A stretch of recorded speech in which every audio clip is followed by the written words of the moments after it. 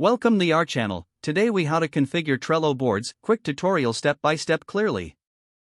To begin configuring your Trello boards, first, log into your Trello account. Once you're logged in, click on the Boards option in the top menu. Select the board you want to configure from your list of boards. If you don't have a board yet, click on the Create New Board button. Choose a name for your board that reflects its purpose.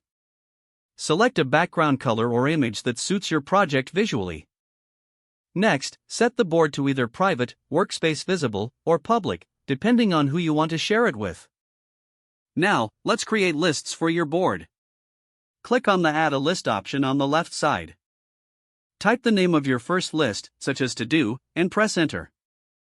Continue adding lists like In Progress and Done as your workflow requires. Once your lists are set, it's time to add cards. Click on Add a card under the first list. Type the name of your task or project and hit Enter to create it. To further configure the card, click on it to open the details. Add a description to clarify the task. You can assign members to the card by clicking on the Members button and selecting Team Members. Set a due date by clicking on the Due Date button and choosing a date from the calendar.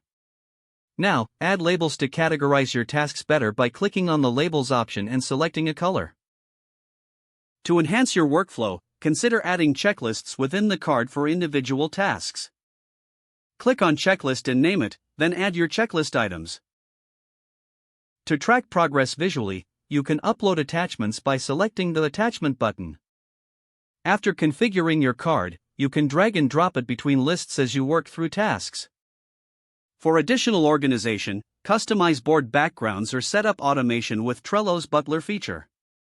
Review your board regularly to adjust the workflow as necessary. Now your Trello board is ready to be utilized effectively. If the page does not load, refresh the browser or try again in a private or incognito window.